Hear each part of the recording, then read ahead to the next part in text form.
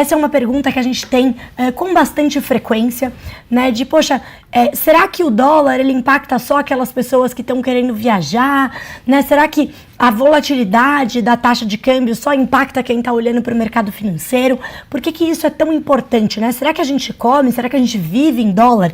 E a resposta, de uma maneira geral, é que sim. E fizemos um estudo econométrico mostrando isso. Então, se a produção puder colocar ali os slides, né, para eu mostrar.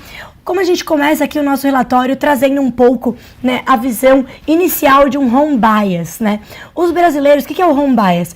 É o nosso viés, né, de investir muito dentro do próprio país. É claro que não são só os brasileiros que fazem isso, né? Mas a gente tem, de fato, uma série de investidores que acabam perdendo, né, perdendo potenciais ganhos que vêm com a diversificação. Então, esse é uma das primeiras ilustrações que a gente traz no relatório, mostrando como a diversificação global, ela tende a trazer maiores retornos no longo prazo para o investidor. E os brasileiros, eles investem, né? Tem uma pesquisa recente, o levantamento do FMI de 2023, que indica que os brasileiros, de todas as ações que eles investem, 90% são ações domésticas. Isso se compara a uma taxa de 60% no Chile, 70% no México, né? Então eu trouxe aqui 2 países emergentes, só para a gente ter uma ideia. O Brasil, ele representa bem pouquinho do mercado global. Mas eu vou deixar esse assunto para o Rodrigo Sgavioli, que vai trazer aqui os destaques do nosso novo relatório aqui, da nossa nova carteira global, né, de alocação. Mas isso é só para dar um gostinho, né, uma contextualizada de como os brasileiros olham muito só para o mercado aqui dentro e acabam perdendo vantagens, né, que podem vir da diversificação internacional em termos de retorno no longo prazo. Mas, se a produção puder passar, por favor, para o próximo slide, essas perdas, né, de olhar para a sua carteira só em real, ela vai além dos mercados. Não que, claro, isso não seja o suficiente, mas esse relatório que a gente produziu foi justamente para mostrar isso. Além dos mercados, os brasileiros, eles tendem a subestimar a importância, né, a subestimar, na verdade, quão dolarizada é a nossa vida. Então, a vida do brasileiro é muito mais dolarizada do que muita gente imagina. Como vocês podem ver aí no gráfico, né, a minha esquerda, agora eu não consigo dizer se está à direita ou à esquerda na sua tela, mas é o gráfico que mostra aqui como a taxa de câmbio, né, é um dos principais fatores de influência na inflação. Tá? O gráfico, ele mostra a taxa de câmbio com uma defasagem, né, de 6 meses e o IPCA, que é o nosso principal indicador de inflação. Então, como vocês podem ver, é muito, muito próxima, tá? É claro que a gente não pode trazer aqui só um gráfico para mostrar uma relação causal entre um e outro, mas já no próximo slide eu vou mostrar. Mas antes disso, só para mostrar no outro gráfico, né, que mostra a diferença da inflação aqui no Brasil e nos Estados Unidos. Então, além da nossa vida ser muito mais dolarizada do que a gente imagina, né, historicamente, a nossa vida também é mais inflacionada do que a vida em dólar, né? Então, é só para trazer uma ilustração de como a inflação acumulada no Brasil, né, nos últimos, né, desde 2006, né, então, basicamente, nos últimos 20 anos, como a inflação acumulada no Brasil foi muito mais forte do que, né, muito maior do que aquela observada nos Estados Unidos. O nosso dinheiro perdeu mais valor ao longo do tempo. Se puder passar para o próximo, por favor. Aqui é como eu falei, né? Não podemos traçar uma relação causal apenas de um relatório, apenas de um gráfico, né? De uma observação. Mas o Banco Central fez esse trabalho aqui pra gente. Dá pra gente ver que no último relatório trimestral de inflação, no relatório de junho de 2024, né? O Banco Central, ele trouxe uma análise mais aprofundada sobre os impactos da variação na taxa de câmbio na inflação brasileira.